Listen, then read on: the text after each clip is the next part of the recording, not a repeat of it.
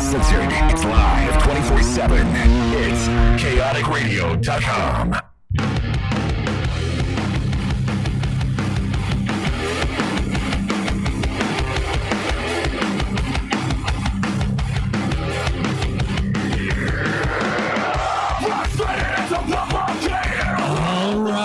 All right. We are back. Heel Talk Radio on chaoticradio.com. It's Friday night. It's time to party. I'm your most excellent host, the 5 card stud Jeff Maverick. And back from his sojourn to the land of barbershop. No fucks given. Cole Dawson. Nice. What's up, brother? How was your little vacation away from the land of radio?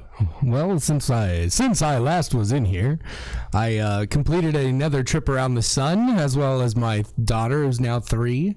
So, celebrated a couple birthdays this last week. Why didn't you bring her in? I want the baby to come in. Dude, so everyone can hear my 3-year-old curse on the mic? Yes.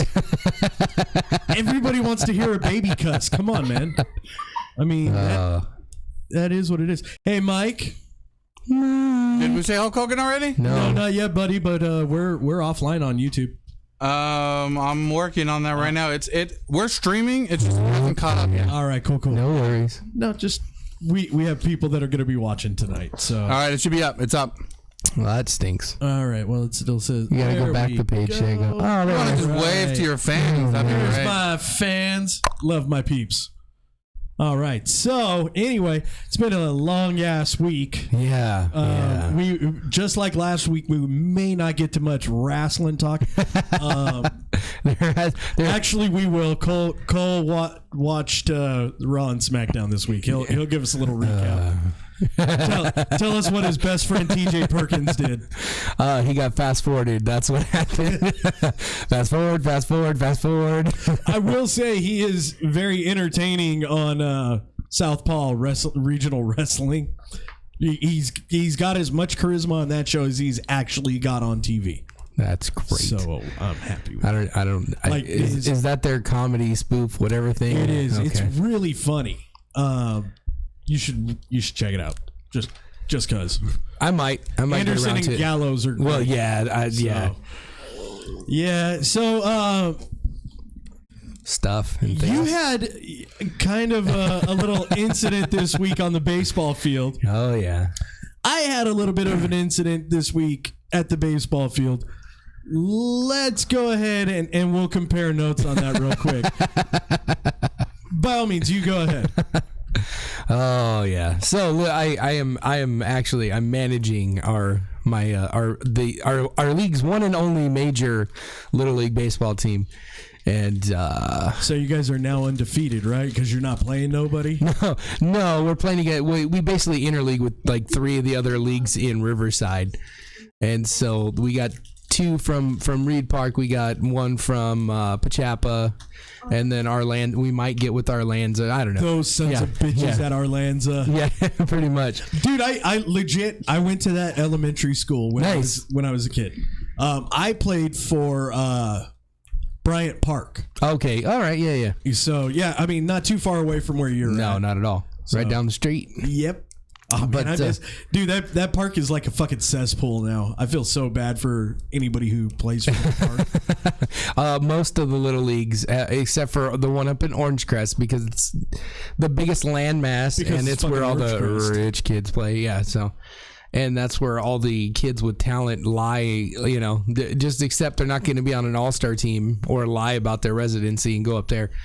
But so we're at Reed Park, we're at another park, and they have basically one umpire. He's pretty decent. There's many worse umpires at the Little League level, as I'm sure you are aware. Okay, wait a minute. Hold on, real quick. The umpires in your league. What's the rough age range on that? We have a 16-year-old who is high-functioning autistic. Oh, wow. Yeah. But see, the problem with being an umpire when you're autistic is if somebody comes at you with a little bit of aggression, he just goes into his little box and freezes up and doesn't know what to do. And so it's completely like... Does he have to have a handler? No, I mean, his mom's there with him, but I mean, he's not like, he's on like the very high end of, he's high functioning. So he's, just a little... So maybe he has like Asperger's. Yeah, he's got like a little touch of the autism, which is fine, which is great. There's no... And his strike zone's pretty good, but as far as safe out goes, someone needs to be there coaching him up. And we use... what do you call it? Well, there's like an agency, whatever. There's like this one guy. He's got a bunch of umpires. He runs a bunch. He sends umpires out to whatever leagues use them. And, he should be out there supervising this kid, but that kid was not the problem. This is over at Reed Park. They're not using them. They have their own umpires at this league. Okay, so you have one 16-year-old kid, and then some 60-year-olds. Okay, yeah. The umpires at our league, all 16-year-old kids. Yeah, 16 and younger. Yeah, and are they volunteering? Yeah, well, no, they're getting paid. Okay, good. They get paid like $25 a game. They're getting ripped off. They're 16. Yeah, I know. Yeah, $20 when you're 16 is great. But exactly. They're getting $10 an hour. None of those games are going over 2 hours. Well, see, that was my favorite part. I was getting when I umpired Pony League a couple years ago. We get $82 a night for 2 games, and the games are 2 hours. So it's like you're basically getting paid $20 an hour to watch a couple baseball games and call strikes and outs. Like, yeah. Well, I mean, it's their kids, man. I mean, $20 a game, and they're actually doing 3-4 games. Yeah. Like on a Saturday, they're 5 or 6 games. 5 or 6 games. They made $120 on a Saturday. Yeah, that's not bad. Not at all. They're not going to be going and getting a job making that much money in a day. Probably not. A fast food job, you're not getting any. No, you're not. 5 hours. Yeah, if that. Yeah. So, yeah, I mean, for a nice day out at the ballpark and they feed them. I mean, they're literally allowed to go over to the snack bar and get anything. And see, that's cool too. See, our that's another thing. My league is we just opened a snack bar. So like a legit one, or is it one? No. We're doing hot dogs and nachos and all this stuff. We got the food handler stuff. We're all legit, awesome, above board. We got our business license, all that stuff. But it's the first time going with it, so now we're all like, okay, no freebies for anybody. No, like, umpires should get a hot dog in a water, like, Yeah, I mean, come on, you always make sure that the umpires are hydrated. Yeah, absolutely. You always got to give the waters to the umpires. I mean, that's just common decency. Yeah, it's a really thankless job, and I made this guy's job a little more thankless. All right, now let's go ahead. Sorry, stretch that out a little bit. Go ahead. Let's hear it. What happened? Basically, we're at their park, okay, and so these plays kept happening, and they would go our way because that's the way they should have gone, and then their coach would come sauntering out of the dugout, talk to the umpire, and then they'd have a little conference and change the call. And after the second or third blown call in this game, I was like, I started chirping. Like, at some point, you're like, I'm not going to let you guys cheat my kids out of a game that we're winning.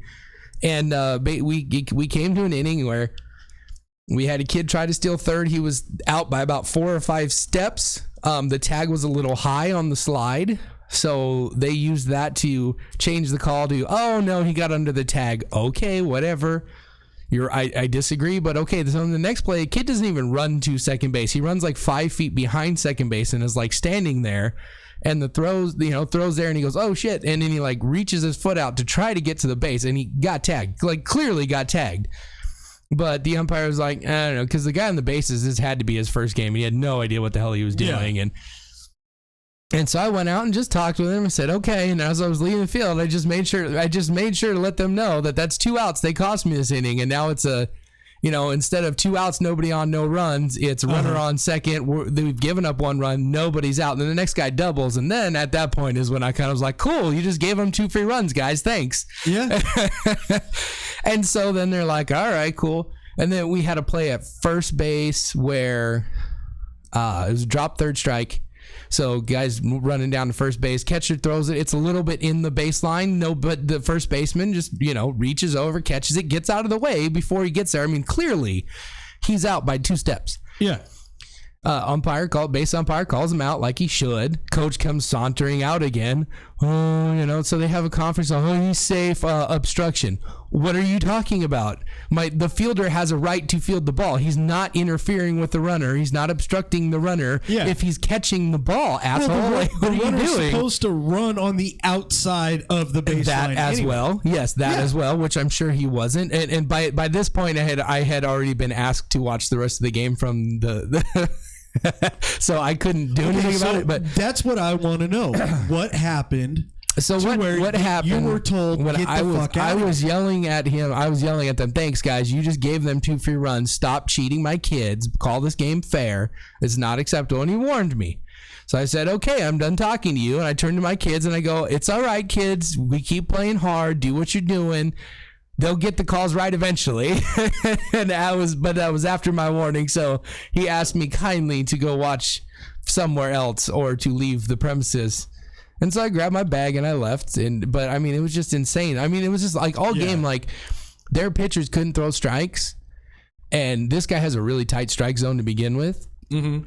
But their pitchers were struggling to throw strikes. So every once in a while they'd get one borderline and he would call them strikes. So he was like, since he was rewarding them for not being able to throw strikes by giving them the close calls, but my pitchers were throwing strikes, so the close ones, we weren't getting them at all because we're throwing. I'm like, dude, I don't care if you want to widen the strike zone, but it's got to go both ways. You can't just you can't just go. You can't reward them for sucking and then punish us for doing what we're supposed to be doing. Like and after a while, like it adds up. And then they also had one Little League rules: if you pitch, you throw 40 pitches, you can't catch.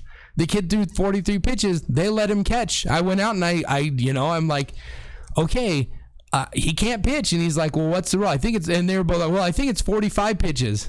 I'm like, and I wasn't 100% sure. I am now. I got a little Post-it in my rule book right there so I can open that shit next time it comes up. But I'm like, I knew it was somewhere around there. But you know what, dude? Whenever I'm coaching or managing a team and I'm so ready for winter ball. Because I haven't got to coach for this league yet. Yeah. And I've heard nothing but horror stories. And because we're such a about the parents? huge league. About the parents, about having to deal with the board, about all of this, about dealing with the umpires mainly because they are a bunch of entitled little kids. Yeah, which is great. And here's the fucked up part. We are in Miraloma. Yeah. Okay, so we are in the border of East Vale. And East Vale, over the last 5 years, which was Miraloma, still technically Miraloma, has become a very affluent area. It's very upper, and it's blown up too. Yeah, and it's fucking huge now. So we are the poor people that I got you. that are in the league with the rich kids. And it just so happens that I am charming enough. Yeah. And Luke is a good enough exactly. to where we've kind of endured ourselves to the people in this league. Well, I'm cool with all the people on the board. They all love me because I make them a shit ton of money when fundraising comes around. Yeah, and that's what's important, right? Well, I mean, dude, we just got a bitchin' new scoreboard, and our fields are always immaculate. I mean, it's not. You need to use my address and come start playing with us because I know how talented freaking Autumn is. Yeah, that extra travel time in my non-free time I already have would murder me. You know, man, I mean, I'm off days for the most part. I might be able to swing some shit. And actually, I work not too horribly far away from my house. So that works. But anywho, my thing this week, we had 4 games in a total of 7 days. Nice. And the last 3 were what was it? Fucking Wednesday, Thursday, Saturday. Yeah. So we had 2 games, a day break, and then boom, we're back I hate on that Saturday. Shit. So the first game, which was Saturday the first week, we won. Second and third games, we lost horribly. Well, no. Sorry. Second game we won, we mercied. Third game, we got mercied. It was the exact same score, just we had the losing one. Yeah. But we were playing the president's team. Yeah. The league president's team. Close calls, close strikes. Yeah. We're going to him. Not so much. Yeah, I hate that shit. You know, the guy who literally hands these kids the money at the end of the night. Yeah, I don't care. There were definitely, I mean, and they mercied us, dude. 12-2. They couldn't, kind of look the other way on some of the calls. Yeah. They fucked us out of some really bad calls. Big stuff. I didn't get thrown off the field this time. No, I mean but that was what pissed me off last night. We had this game in control, and we should have had 2 outs in the bottom of the third inning, and we only ended up playing 4 because of the time limit. But we should have been out of that with a 4-run lead, and then and instead we ended up with a tie game going into the last inning, and it pissed me off. Like you didn't just cost us 2 runs, like you completely took a lead away from us because you're making bad calls. Definitely. Yeah, I mean, and it is what it is. You're going to get bad calls all the time, but when they're blatantly... Yeah, when it feels like you're getting cheated, I'm sorry. When I was coaching for my daughter's softball teams, whenever we were in Norco, it always seemed like we got screwed because that was who we interleagued with. Yeah. The calls from the umpires were always screwing us. For some reason... In our own league, we have a 5-up rule. You know, whatever I score, you can go 5 on it. Okay. In Norco, it's open. And then come to find out from people in Norco that they only do that when they interleague with people at their field. I'm like, are you fucking kidding? Yeah, because so that's not their rule, their normal rules. Yeah. Yeah, no. We were told that in the meeting at the beginning of the year, they're told... Okay, you have games with Harupa, and I think they have a couple of games with Eastvale, because their league is really freaking small. They've got 3 or 4 teams for whatever reason. Yeah. So they interleague, and they're told at the beginning of the season, the umpires know, and you guys know too, whenever any of these come in, because we are better than them. Yeah. That it's open. It's open scoring. Yeah. And there's no mercy. Yeah, that's terrible. I'm like, oh, okay. So one day we got blown out like bad. Yeah, really. We got like 3 runs to their 27. Yeah. I'm like, you're cracking them over into the freaking horse trail. Our kids are having to jump over a log thing to get to a ball. You're not calling it a home run or anything. They're having to scramble to get this ball because they still technically can. Yeah, it's still in the park. All right, fuck you. Yeah. I've been thrown out of several Norco games. Several. Well, that was the first time I've got run in my 6 years of coaching now. That's the first time I got told to go home. I've been warned a few times. Yeah. But this one, I was just like, you know what? I mean, if you guys are going to keep cheating, I'm going to get tossed eventually anyway. I might as well just make my point now. May as well. So, hey, if you guys are watching on YouTube, if you're listening on the app, listening on the actual interwebs, give us a call, 909-360-8330, or ask us a question on YouTube. Shit, send me a tweet. I'll answer shit from my Twitter. Yeah, or Facebook, whatever. Facebook, everything. So, Give us an idea about what's happening in wrestling this week, because we couldn't find a whole hell of a lot. Not much. I know that G1, the New Japan G1 is coming to America, which is fucking amazing news. Yes, it is. And both nights sold out instantaneously. So I'm going to... I do know a couple of people that were able to obtain tickets. Fucking Sean Hot Tub Guy Scoville. Yeah. I swear to God, he's got to be blowing the promoters around here. He's got to, or something, man. There's something because he always gets PWG when they run their shows. He's at PWG. Well, you know what? There you go. PWG's tonight. Yeah, when you don't have a life and you probably have multiple computers in your mom's basement. You can get all the tickets. Freaking, literally any show that kid wants to go to, he is there. Yeah, so I sit around and I go, where does he get I have money? 4 computers right here. I'm not in my mom's basement. Yeah, you're working. Oh, okay. No, you're in your best friend's den. Okay, I see. I just heard the last part of that. I'm like, what's happening?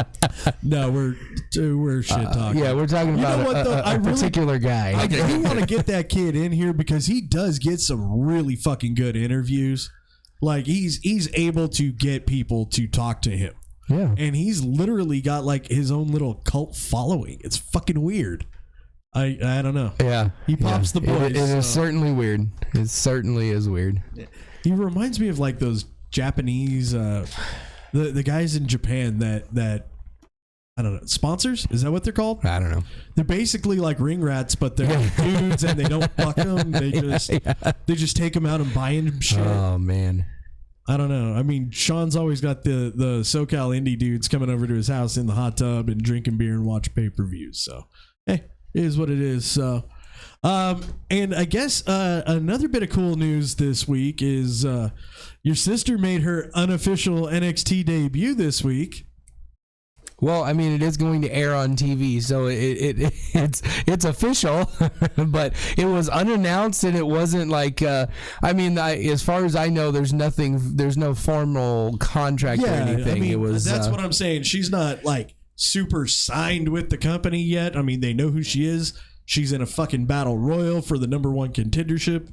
So I mean, I think that's cool. Did she get to use her name, or is she? Oh yeah, I'm pretty positive it was Candice LeRae. It doesn't seem. It seems as though WWE has gotten over changing people's names. Unfortunately, it was like a year too early for Sami Zayn, who got stuck with that shit instead of getting to be an awesome gimmick that everyone knows. Yeah, and loves. Kevin Owens for that matter. Well, yeah, but I mean, he's still Kevin. I mean, and I really wish that Hero wanted to come back as Hero, but he, I guess, requested to come back as Cassius Ohno.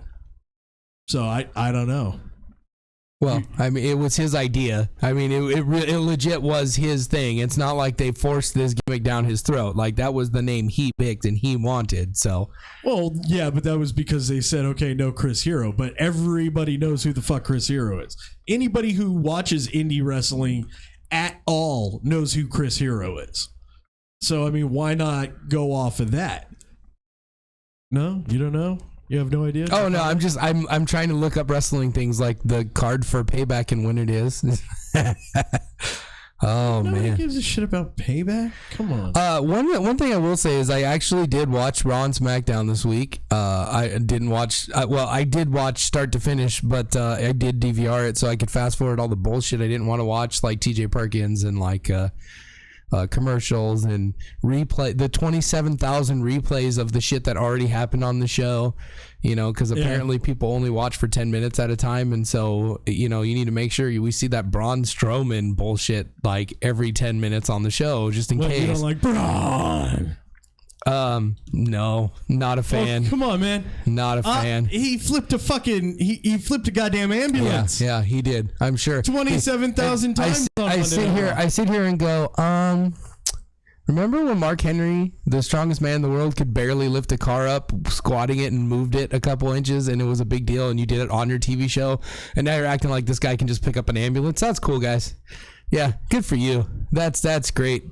You know what? Great storytelling. Do you remember when Mark Henry literally rolled a fucking frying pan? Yes, yeah, I remember that. That was awesome. It was awesome. But my point is a true feat of strength. Here's the problem I have. This guy has superhuman strength, but he's gonna lose matches. Like, people are gonna beat him somehow, even though this guy can literally pick up an ambulance and flip it over. Did you hear the like pneumatic winch pulling the fucking thing over?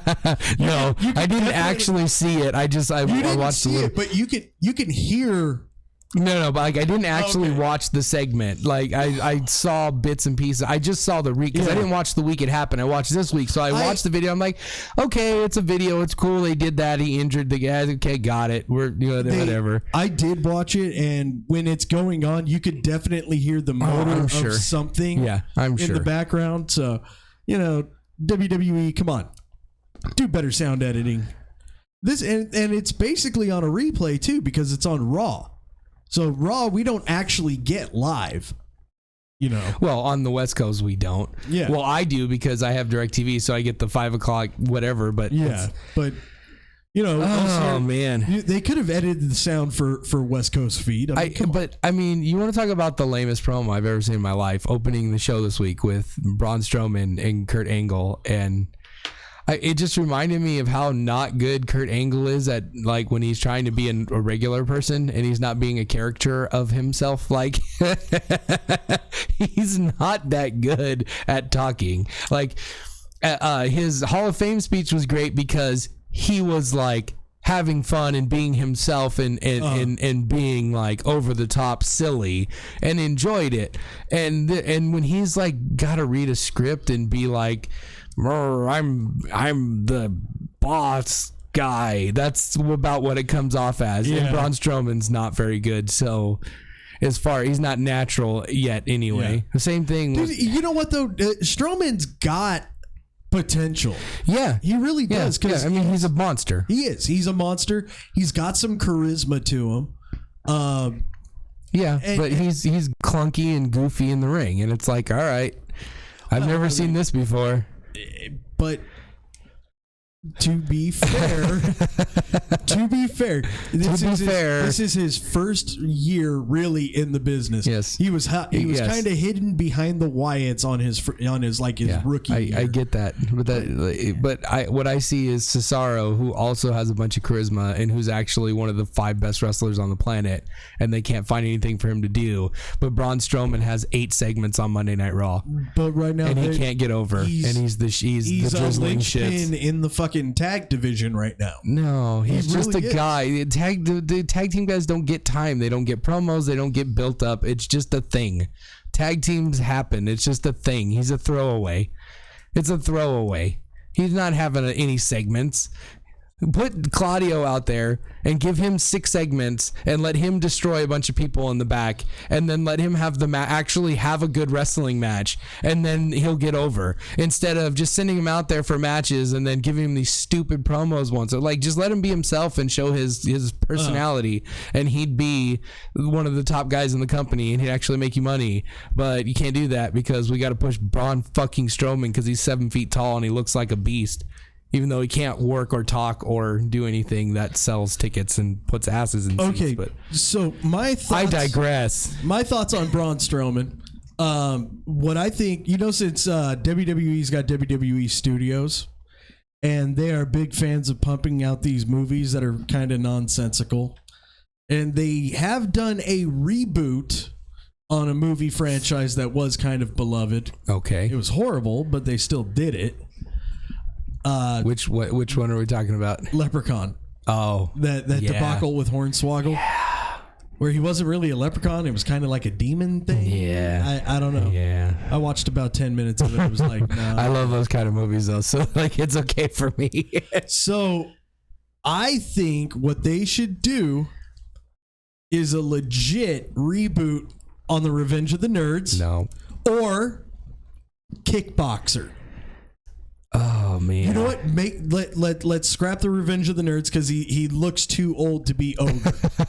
He looks too old to be ogre. But Bloodsport. But Bloodsport. That's the one. Yeah. Not Bloodsport. Not Kickboxer. Kickboxer. Yeah. This is the one. And then you just make Shinsuke Nakamura the main bad guy. I think that would be amazing. You could definitely have him be Tong Po. Yeah. That would be fucking awesome. Oh, it would. And then you could have like. No, they'd fuck it up and put like Ziggler in as Frank Dukes.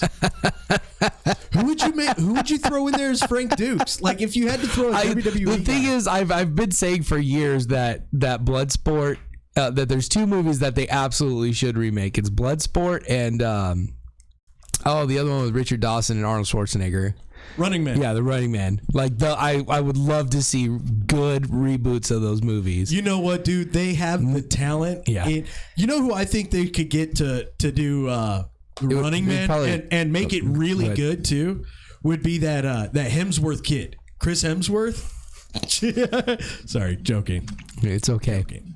Totally joking. But it'd be better than putting Colin fucking Farrell in there as Arnold Schwarzenegger's. Oh yeah. I mean, come on, that didn't work with Total Recall, like at all. I think I'm actually Bloodsport's a little more difficult But I think The Rock in Running Man would be fantastic if he had the Arnold Schwarzenegger. Yeah. That would be really I don't want WWE to do this. I want somebody to really do this so it's a good ass movie. So like Chris De Palma or something. Yeah. I want this to be a good movie. Oh man. You know what? I've got a lot of time at work. Maybe I'll pen a little script on that one, because you're right. The Rock would be amazing. Would be absolutely amazing in it. Shit, dude. Now Bloodsport, like you already got Strowman. Like seriously, throw Strowman in there in that part. Whether WWE makes it or not. I'm just saying, throw Strowman in there because we don't need a look-alike. He looks like Donald Gibbon. He acts. I don't know. He probably can pull it off. You're ruining my movie. Oh, you go fuck yourself. And let's see, Frank Dukes. Who's a good martial? You know what? You know who'd make a good Frank Dukes is oh shit, Jason David Frank, the fucking Green Power Ranger. Yeah. That would be cool. Make him Frank Dukes. Like that kid can legit. I love how you're casting a C movie and I'm trying to cast an A movie. Oh, you want to cast an A movie? Yeah, I want like Tom Hardy to be in this movie and make it good. In Bloodsport? You think Tom Hardy Bloodsport? Oh, I don't care. He can do whatever he wants. I'm just saying, like, he's good at what he does. Oh, come on, man. I like casting like shit ass B movies. Oh, well, yeah, that would be fine too. Yeah, if we were going like B movies for this. Bloodsport, even when it came out, it had Van Damme in it. It was still not an A movie. Yeah. It was a B-list movie. Well, see, what I would do if I was going to make a B movie, I would do a wrestling movie. Then that would be what would be fun to cast. But I would totally. I actually have a script written for wrestling. Because like I would like to see The Wrestler, you know, the Academy nominated movie, but a comedy version of that, a little bit lighter hearted version of that. The Wrestler meets Ready to Rumble, sort of, but better. But better, right? I mean, that's maybe The Wrestler, but a young version, like the young kid trying to break in, not the old washed up guy. I have that script. Not the sad version. I have it. Jimmy Snuka at the end kind of thing, you know. I have it written. It's about a tag team, and when I first started writing it, I imagined Scott Lost and You're always thinking about two men. They're a tag team. Shut up. It's a buddy movie. Okay, so Scott Lost and Roderick Strong. Nice. As this tag team who's coming from the indies and being put into like the spotlight of the big leagues. It would be like a WWE-esque. Yeah, I think it would be cool. You could follow this movie around and just kind of go over what it's like breaking into the business. Now, obviously, you have to set it on the East Coast because the West Coast is a completely different thing. Breaking into the business because you're not really breaking into the wrestling business in the West Coast anymore. No, you go through a wrestling school and start wrestling. Well, but not even that. Like you don't make money and there's nowhere really to go unless you want to go down to Mexico and do those shows and make some money. Like you have to eventually either move to the East Coast if you want to actually break into the business and get some notoriety and do something. But although with Championship Wrestling from Hollywood and having Lucha Underground here, although I hear rumors that Lucha Underground's going away. I don't think it is. I hear that it's either going away or it's going to be a complete reboot. If you're going to do something completely different with it. There's no way they could do that. They just got that deal with freaking Netflix. Yeah, but so they don't give a shit now. They're syndicated. They're paid. Like they can go away now. They don't have to keep losing money. All right. Well, they're not. You think they're losing money? I know they're losing money. Okay. I know they're siphoning money. This might have been the long-term play was to get something like this, but I know I read legit reports that they're gonna either pull the plug or it's gonna reboot. They're going to change it. And it's going to get like a face wash and be something different. Maybe it should go the way of like WSX, you know, because I mean, that's kind of the feel it has right now anyway, is like it's like WSX, but with more story. Yeah. You know, and there's like it's a real wrestling soap opera. It's a wrestling novella. It's a telenovela. Yeah, I don't know why my Mexican was Italian. Yeah, I don't know either, but I like that it's unique. I do. Yeah. I want. Dude, they got a legit fucking dragon on the show. Well, not dude legit, but they have people. Yeah. Okay. He fucking ate a dude. Yeah, I saw it. I seen it. I seen it. Oh yeah. Oh. But that would be a fun B movie for me, like something along those lines. Because I mean, it's so hard breaking into business. There's so many things you deal with. From one, having to kiss everybody's ass all the time, just to practically beg to try to get on shows. I would like to see that as like a series. Yeah, like maybe a Netflix series. Because you know, it seems nowadays you could do more. As far as a Netflix series, like if you ever watched Hemlock Grove, the Eli Roth thing that was on there, it was one of the first ever Netflix original series, and it was brilliant. I mean, if you're a fan of Eli Roth, this was kind of. He's the guy that did the first Hostel movie. Oh, okay, thanks. He played the Jew. Thanks for helping me out. Yes, he played the Jew bear in the. Gotcha. Know, what was that movie? The Inglourious Bastards. You're not going to cut me off right there and make me sound like an anti-Semite, okay? I'm going to spit out Jew Bastards. All right, Jew Bastards. That's what the Jew bear in Inglourious Bastards. Anyway, Eli Roth does a lot of horror shit. Yeah. Okay. Yeah, I know who we're talking about now. We're good. But the straight to Netflix things, I mean, even with like Daredevil, Jessica Jones, Luke Cage. Well, Making a Murderer was the one that kind of really put it on a map. That one would really put it on good. the map. Like it was like, wow, Netflix is producing something that's really good. Yeah. And you know, I mean, then you got like The Orange is the New Black, which is a really good show. But I think if you did a show like that where you took a dude, right? And obviously it's going to be like a sitcom. I would like to do like a sitcom. I think more of a dramedy, you know, something that's real, but it's funny. And because there's a lot of funny shit that happens on the road, and like it would be a good one. You could, you know, show ribs on there. You could show, you know, all kinds of fun stuff, locker room fights. I mean, there's a lot of things that could happen. I mean, okay, so you got this guy and you show him, you know, in wrestling school. Yes, okay? And then he starts exactly. And you have that shit. You have that stupid wrestler. Brother, you're part of the family. You know, just like some made up person that just sounds like anyone ever has heard of. Like, hey, brother, you know, like, hey, you gotta pay your dues, brother. Be loyal. And like, how about a free DVD, brother? Hey, brother, you know, kind of thing. That would be like, you know, that kind of promoter guy. Give him a hot dog and a handshake. You know, that kind of dude. And then you have him go through. You know, doing the fucking birthday parties. Yes, wrestling at birthday parties. You know what, dude? We'll pick this up. We'll pick this up right after the break. We're gonna pay some bills. We're gonna shoot this shit, and it is being recorded right now. So if anybody tries to take our fucking ideas, dude, I will sue you. My uncle's cousin's best friend's brother is a lawyer. So. All right. Recorded, time, and dated. There we go. We got it time stamped in 3 different places. So, all right. Give us a call, 909-360-8330. This is Heel Talk Radio.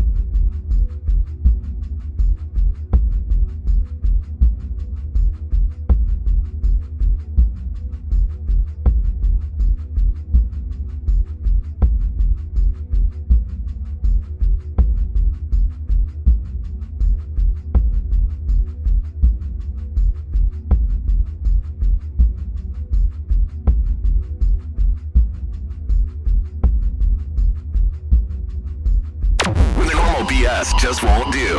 ChaoticRadio.com.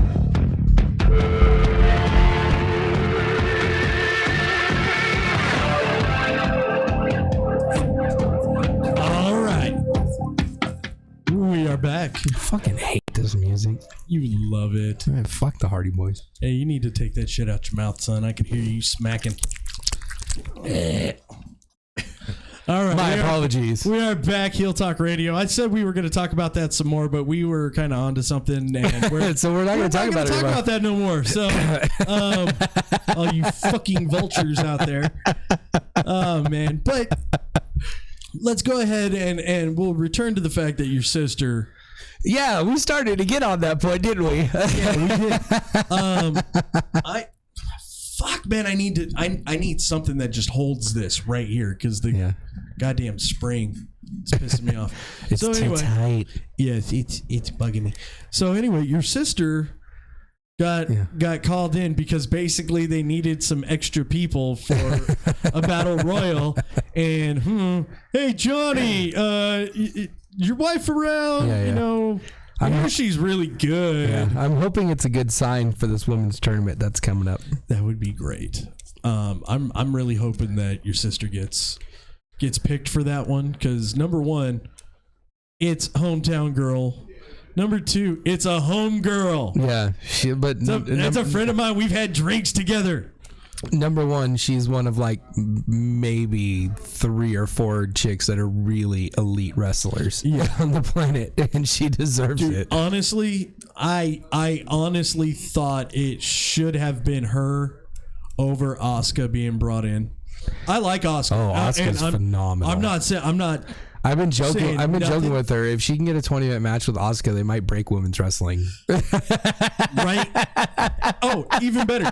Have Bailey be the special guest referee, and then Oh no, because no gimmick. Just let them go 20 minutes hard, and then they'll break women's wrestling forever. Like they'll be like trying to take over. Yes, exactly. Nothing you're saying is making sense. You're not making sense. No, you're not. Oh, thank God I've got control over her too. Holy crap! She thought she was gonna pull a fast one. She snuck in with Mike. We didn't say anything about Hulk Hogan. She's like Mike's best friend now, and she's like, I'm gonna go get in on here. You know what? Hey, Violet, look at me, Violet. Yeah, you're not looking at me, dick. We should let Violet just talk for 15 minutes. Oh, do you need a cigarette? She's taking over. Okay.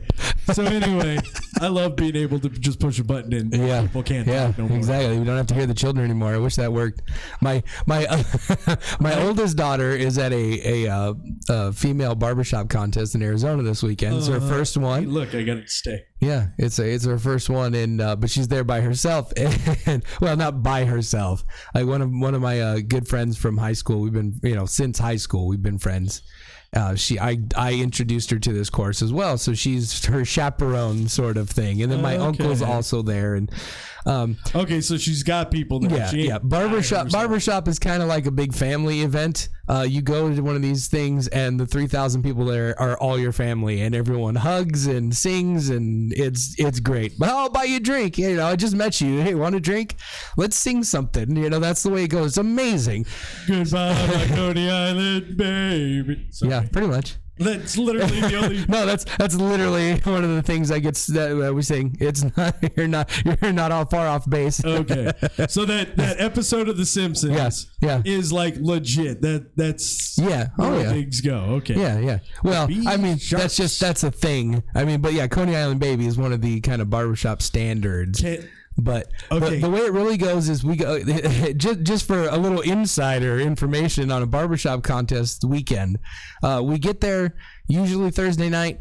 We have a contest on Friday. We have a contest on Saturday, usually till about 10 p.m. And then from 10 p.m. till about 6 in the morning the next day is just drunken singing wherever we're at, and just loud and fun. It's fantastic and amazing. And I mean, I mean, really, you just walk up to any three people and be like, "Hey, what, can you sing this?" Yeah, okay, let's sing something. And we have these little like little jam sessions. Well, kind of. There's usually somebody who knows like a million of what we call our tags. Tags are like the tagline of a movie or whatever. It's like the very end of a song. It's like the last 10, 30 seconds, something like that. And so there's always this one person who knows like 3,000 tags, and he knows all four parts of it, which is like amazing to me that anyone. I'm like, I'm struggling with one part for like 30 tags, bro. So if you get one of these people and you get four guys, like usually you can find at least somebody that can, fake tenor and fake bass, and then you're like, okay, and I've done that for 4 hours with guys that I've never met before. Like, I've never met these people before, and we go find we go stand outside an elevator or in a hallway or find a corner somewhere, and we'll sing for 3 hours, and it's really amazing. But the best part is like when you go into a room and whoa, okay. When you go into a theater, let's go into the theater, and there's 3,000 people in there, and the whole audience stands up, and all 3,000 people sing together in 4-part harmony. It's one of the coolest experiences. It's like when everyone's saying Shinsuke's music, except for everyone knows their part and is singing in tune and in harmony. It's fantastic. It's amazing. Yeah. Okay. Yeah, not just drunk and.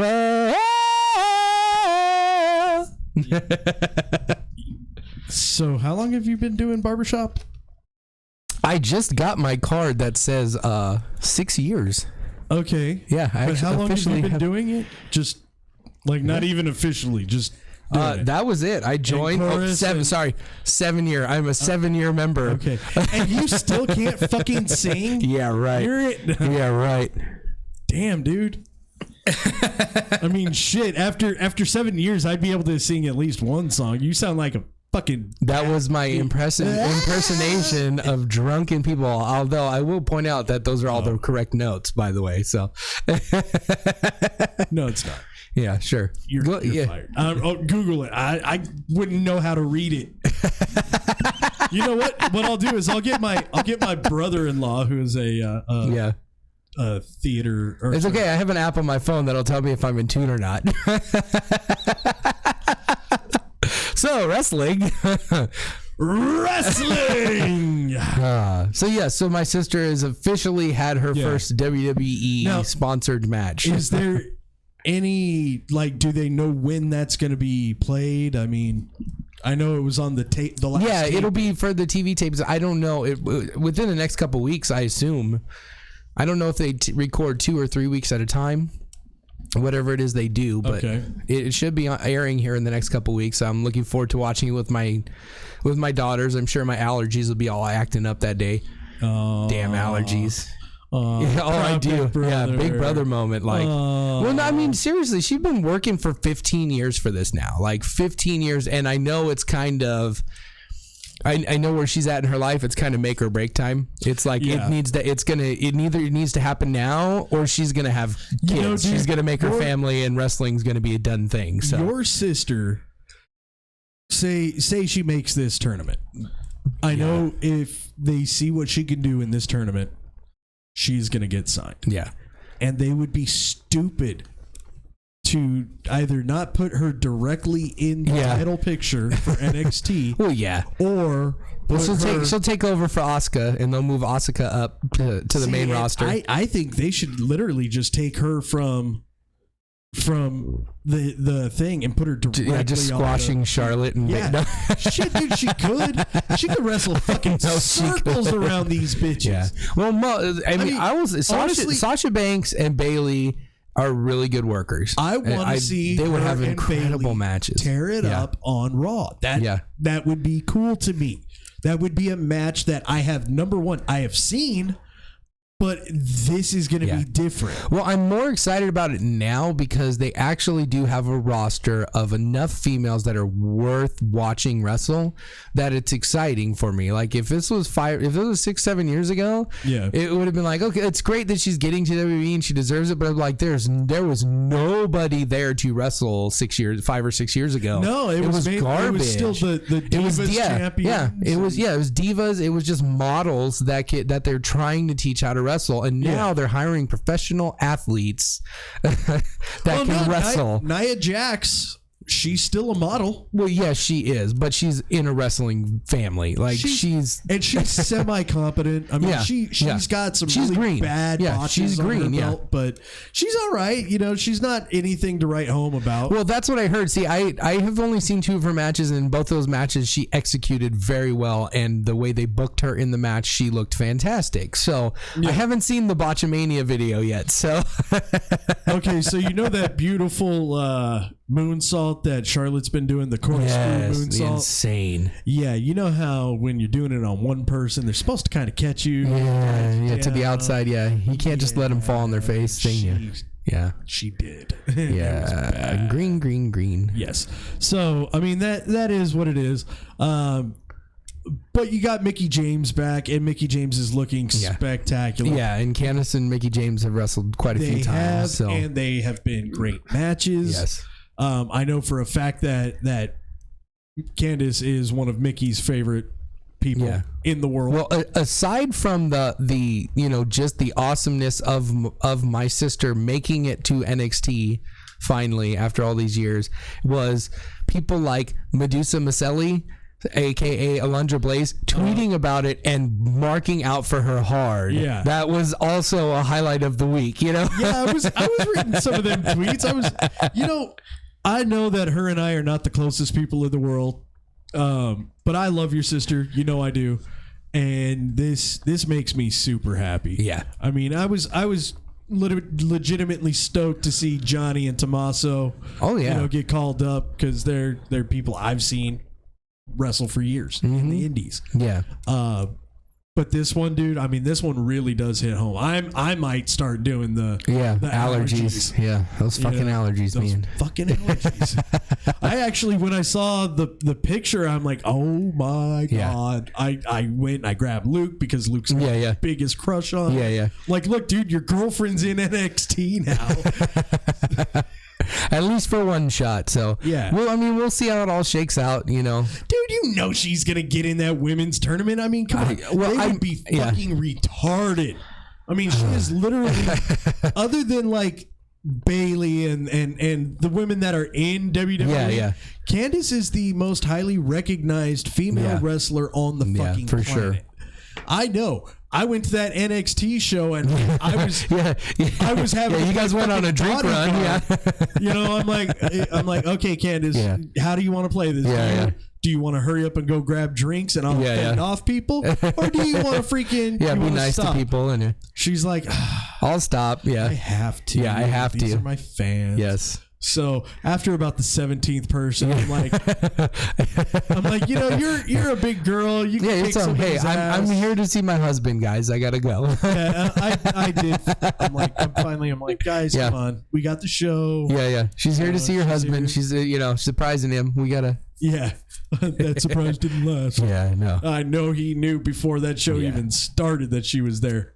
Because like 17 fucking people are tweeting out pictures. Yeah, probably. So but it's cool though because she's Candice. She's, I don't know. She started out as a fucking domestic violence victim.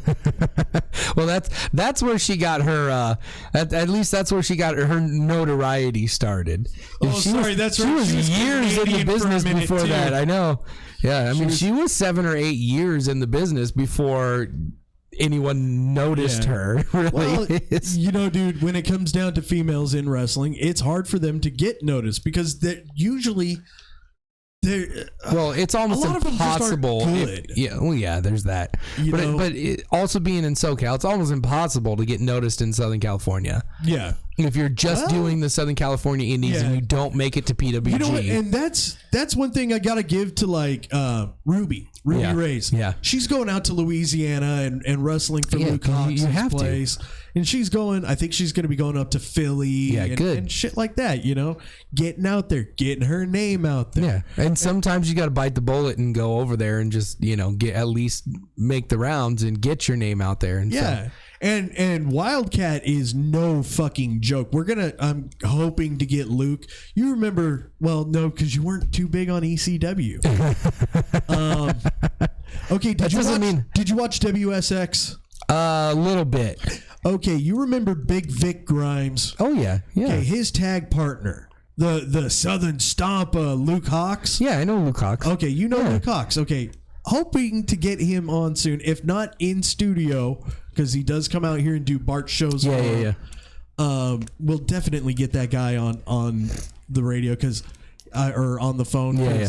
He is not only one really badass wrestler who went from being a fucking stick and twig and bones, super skinny little altar boy Luke in ECW. Now he is fucking jacked and massive, and you can see him in some of the biggest fucking blockbusters of this last summer. Nice. He was a guy in Logan. In fact, you see him in the commercial all the time because he's the one that Logan fucking takes his claws up underneath the dude's chin, and you see the claws poking out the top of the head. That was the first time you saw Logan, and it's like, oh, this movie's gonna get fucked up bad. And he plays Miller in the Fast and the Furious. And Miller, I'm guessing it's another kind of background dude, but he's in the huge prison fight scene. Oh, nice. In the do you remember Big Swag? Yeah. I just saw him in something the other day too. I was like, oh, it's Swag. You know what, dude? Actually, Swag is on one of my wrestling boards that I'm on. Oh, on nice.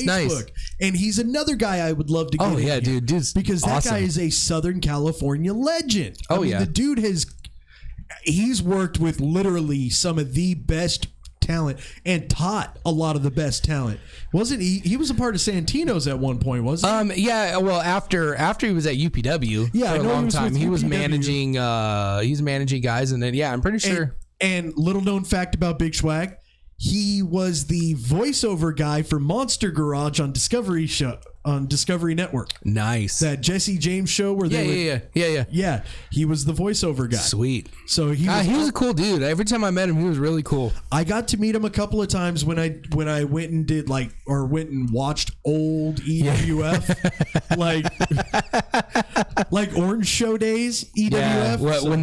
When they were struggling after Bill Anderson took after they split and Bill took the entire roster and Jesse had nothing left except for like Crazy KC and it was so bad. Yeah, so but that was rough for a few years there. It was, but you know what, man? I mean, as much as we like to rib on Jesse and EWF for some of their stuff backstage, they are one of those companies that have endured. Yeah, they run a good show. They run a great show. Yeah, I mean, it's if you want good, family oriented, and which is great. That's it. Yeah, EWF is a family wrestling show, which is good. It's good. He's got his niche. He's got his niche, and he's got a hell of a roster now. He's got some really good guys over there. He's got like Andy Brown. Andy Brown's come a long way in a short time. You know, Richie Slade. Yeah, he's really good too. So good. Yeah, I like that guy. I've got to roll around with those guys a few times, and they're pretty good. I love it when you say that.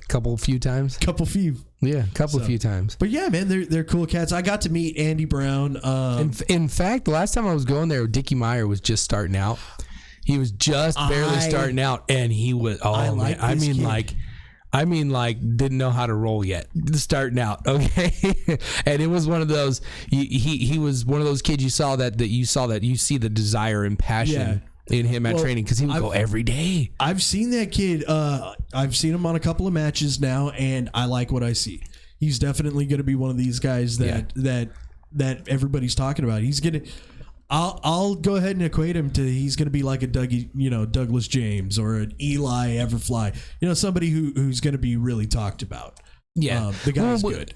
Generally speaking, when a guy comes into the business with that much passion and that much desire to succeed in the business, they're going to get there. And he's a good dude. He was always very humble and very nice and respectful. In fact, he actually was asking me to come train him more because I was the first one to hit him, apparently. Nobody hit him? No. Well, I mean, Jesse's really old school. Okay, Jesse's so really make old it look school. like you're hitting him without hitting him. So a lot of his training, exactly. It's you're not supposed to hit each other. You're supposed to make it look like you're hitting each other, and which is great because you got a lot more It's one of the reasons that the business is suffering a little bit right now, because it's become so high impact and so hard hitting that it's impossible to stay healthy. Everybody's trying to do impossible.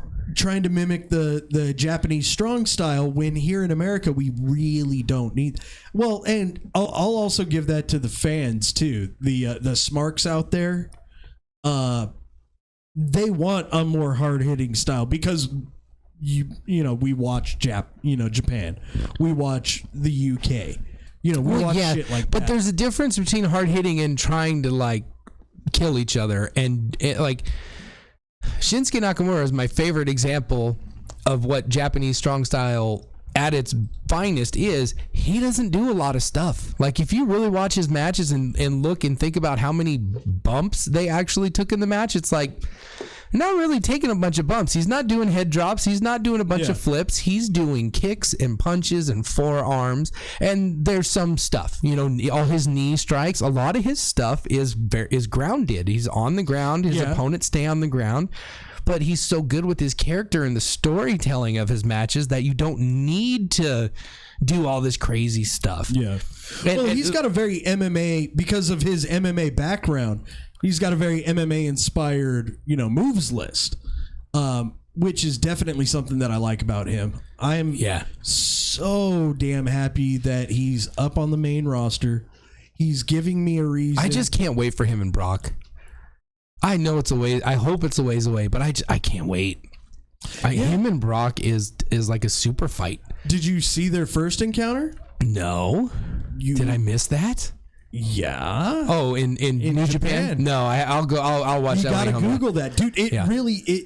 I'm not a huge fan of the way that Brock tends to wrestle, but that match, man. I mean, it looked like they were fucking killing each other, and they probably were. Yeah. I know that Brock is a very safe competitor now, but Japan, you don't really. Well, I mean, he was safe. Yeah, you do, because when you're doing the things they're doing, you have to be safe. Okay, now they'll get a little snugger than most when it comes to strikes, but as far as moves go, for the most part, they're really safe, because you can't wrestle that style and be reckless. I mean, because that's how people get hurt. I mean, and I've seen some reckless guys in my day, but like my problem with American indie wrestling is like El Generico ruined it for everybody, because he's the only guy that can do what he does at that pace and that intensity and be safe and good, and it's so good, and everyone tried to imitate that. And I really like unique guys that find their own niche and do their own thing. And that's one thing I will say for Chris Hero. He found his own thing. There's not another 6'8" guy that's flying around doing the stuff he's doing and using the athleticism and at his size. Like, it's insane. Oh, well, we got, I guess, Dylan Bostic. Nice. He followed us on Twitter. Sweet. So, Dylan, if you happen to be listening, man, thank you for the follow. This dude's fucking jacked, bro. I mean, look at this guy. He looks kind of like a littler dude.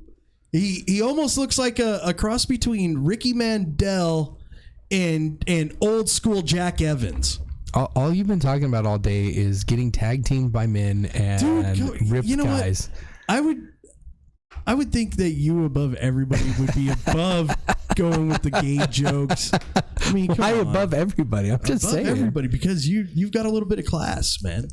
Yeah, right. You don't know me that well, apparently. Fucking gay jokes. No, I didn't say there's anything wrong with it. I'm just saying that's like the fourth pretty gay thing you've said. Which I'm just saying, hey, you know what? We didn't get the toilet paper last week. I think that's because you were gone. It's probably fair. Probably fair assessment. What was going on last week? I missed it. You son of a bitch. Oh shit! Izzy's got a new favorite. What are you doing? I'm looking at Twitter. This is kind of one of the things that I wanted to bring up. Okay. Ruby Riott. She's another NXT, just got called up. I can't remember her goddamn name on the indie. Nikki something or other. I don't know. She's cool. Oh, there, the toilet paper just flew across on the screen. There it is. Look. Yep.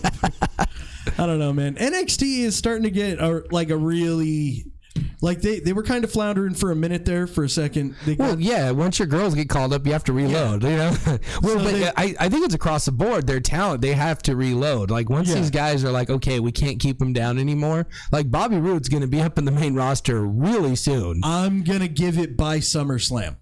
They're going to come up with a reason for him to come up for SummerSlam.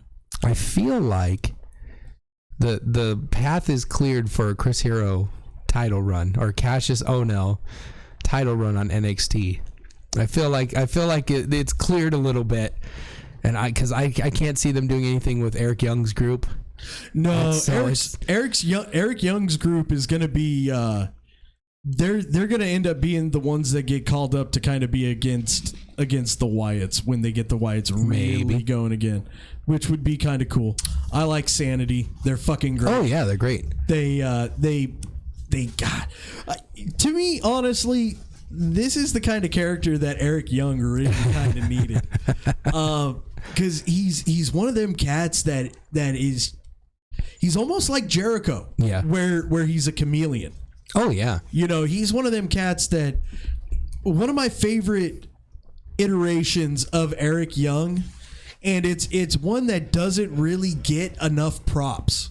Oh, because he can do dark, he can do lighthearted and funny. Yeah, you're right. He can do a little bit of everything. This particular the gimmick that I'm going to tell you about, I almost think that Jericho ripped him off, and here's why. Yeah. Okay, so Eric Young is the leader of a heel faction. You remember this? He was a leader of the heel faction. I think they were called the World Elite. Yeah. Yeah, where it was a bunch of people from a bunch of different countries, and he had shaved his hair. He had started wearing suits, started giving long, drawn-out, very well thought-out promos. And then not too long after that, Jericho started doing that too. Cut off all of his hair. Yeah. Started wearing suits. Or maybe it was just before, but I don't know, man. Yeah. But Eric Young and Jericho, they parallel so well. And I think if you give Eric Young the ball with literally anything, he'll take that ball and he'll run with it and he'll get that shit over. My thing is he can be such an over baby face. Like, I mean, they've got so many good heel characters. I know. Like, just make Eric Young the next white meat baby face, because he'll actually get over because he's good. He's not just like a character. He's really good in the ring. But you got to think they just lost two of their biggest freaking heels on NXT with Dash and Dawson going up to the main roster. Yeah, but I mean, I'm just talking about in general. I'm always thinking the real roster. Like NXT's great, but I'm always thinking about what can we do to actually make WWE TV interesting again? Because the TV product is just really horrible. Yeah, definitely bring EY up, make him a white meat baby face. Let him be fun. Like, let's bring back some humor and fun to wrestling. Like, it's so boring to watch Raw and SmackDown right now. My problem is that if you bring him back as the fun, goofy kind of Eric Young of, I'd say, like the mid run. If you make him his like first that, real singles push. If you make him like that, instead of giving the Daniel Bryan treatment, you're gonna end up getting the Santino Marella treatment. And that's what I'm saying. No, he needs to. You gotta. Like, it's so frustrating whenever they get a guy who has charisma and is good. Like don't paint him into a corner. Like, I think the New Day has been great for Kofi's career. Yeah. Like, eventually I think they're going to end the New Day and Kofi will get a chance to have a real run because he's been able to show that he's got some charisma. The best one is for Big E, because that dude, I've been saying, like, that dude is so good. I don't understand what they're doing. Love that guy. I don't understand. Like, well, apparently one of our listeners is an Uber driver, and Big E was out here for AJ Lee's book signing over the weekend, and he was Big E's Uber driver. Sweet. So that was kind of cool. So by proxy, we met Big E. Sure, we'll call it friend of the show. He's a friend of the show. Yeah, friend of the show, Big E. Our buddy, Big Edward. Yes. I don't know what the E actually stands for. It could be Edmund. He's like E Honda. Yes, it's just an E. Sorry, man. I just got that new Street Fighter game, and that shit's off the chain. Cool. Like, so good. Cool. So anyway. I finally, since my wife, we like to binge watch, whatever, and she picked the last show, and we finally got done with all 200 episodes of fucking Blue Bloods, which was just okay. With that show, it's got its episodes where it's really freaking good. Yeah. But most of the episodes are like they're trying too hard to tug at your heartstrings. Yes, there's that. But even then, like every other episode, like the problem I have with that show is that there's no like big arc, big picture. Yeah. Like it's just I hate shows where it's just like weekly, hear this, and nothing ever ties in, or they're not going anywhere with the show. Oh, it's I definitely just get you on week that. to week to week. But so we started Sons of Anarchy. I hadn't seen it yet. It took me I think it took till episode 9 to really finally hook me, and I was watching season 2. You're gonna end up getting super pissed off. That's where I stopped. Oh, I'm already watching it. super pissed off because what's her name? Kathy. Oh God, she's such a bitch. She's such a bitch. Oh my God. She's perfect. She's great. Oh, her performance is great. She's such a bitch. Like the entire show. Yeah. Her and Ron Perlman are just they're great. Exquisite. Yeah, they're great. But so it took about it took about 9 episodes, and I was like right there. We were watching, and I was seriously like, I don't want to go to the fucking radio station. I want to sit here and watch this. Had you texted me, sorry, binging SOA? Yeah, okay. I would have been like, okay. Yeah, right. You're good. No, you don't understand. To this day, I am still pissed off that they ended that show. Oh wow! Yeah, that show was phenomenal. It was so good. So I'm into it now. So like we got that, but well, when you get a chance, check out like one of my favorite shows because of how hokey it is. Yeah, Supernatural. Oh, I know. My brother keeps telling me that show is good. Here's the problem. I hope he's not listening at the moment, but he may be. He'll text me in a minute. My brother is not great at telling stories. And so when he's talking about a TV show or a movie or whatever, he's not good at presenting it in a way that it sounds interesting in any way. Okay, so and so he'll tell me about something, and I'll be like, "It sounds terrible. I don't want to watch that at all."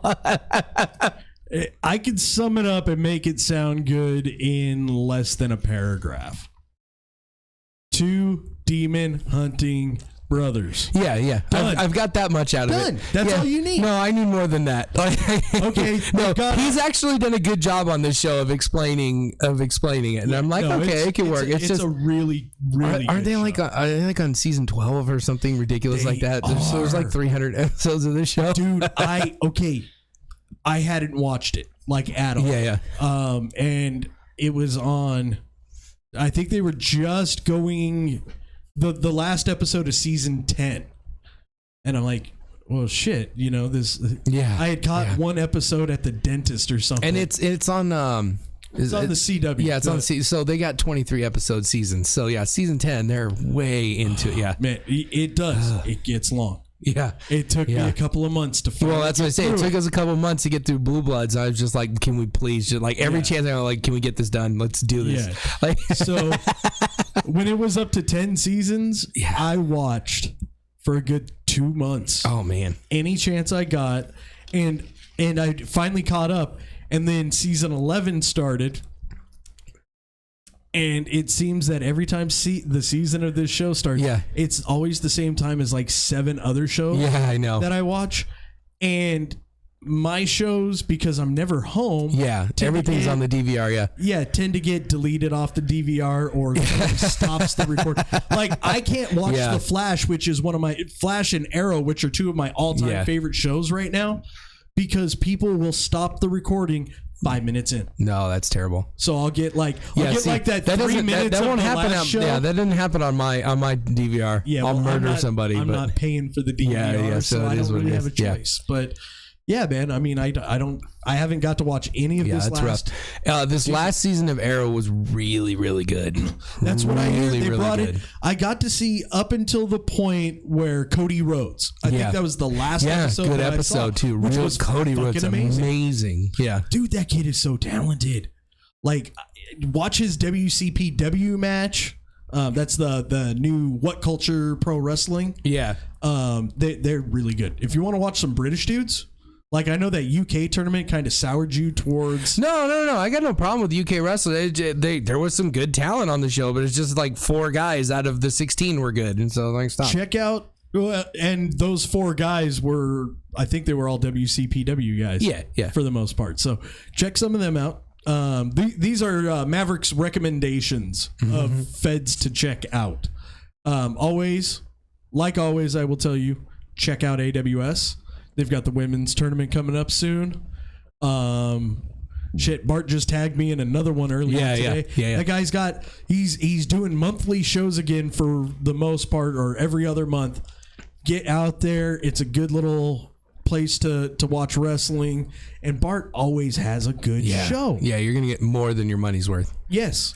But my major recommendation, and I know I used to talk a lot of at the beginning of the tenure of our show, I used to talk a lot of shit on What Culture. I did. And I am kind of humbly eating crow now. Because now that I've got a lot of time sitting behind a desk, I watch a lot of wrestling videos. Yeah. And What Culture puts on a very entertaining, one of mine and Cole's favorite topics, a top 10. Oh, yeah, we love top 10s. We love us some top 10s. I don't know. What time is it? It's break time. That's why I was letting you know. Oh, I didn't get my 2-minute warning. Gotta drop the ball. Yeah. Although I do not like this version of this song. What are you doing? Gawk block. Okay. So anyway, hey, if there's anything you want to talk about, give us a call. 909-360-8330. This is Heel Talk Radio.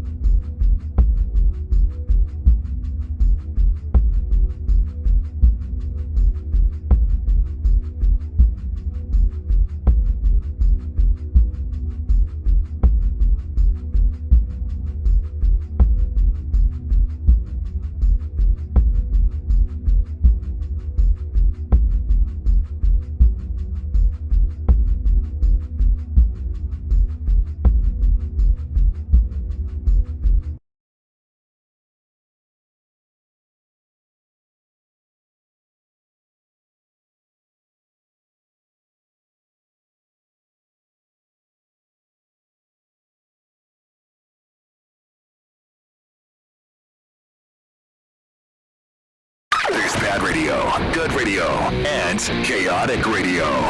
In that order.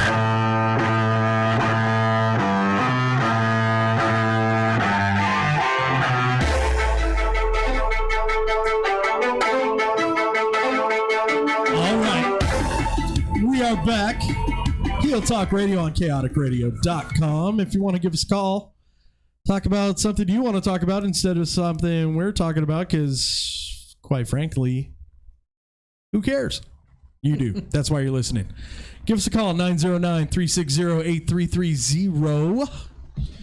Oh, man. So I got a little bit of trivia. Not trivia, I guess a little Okie trivia. dokie.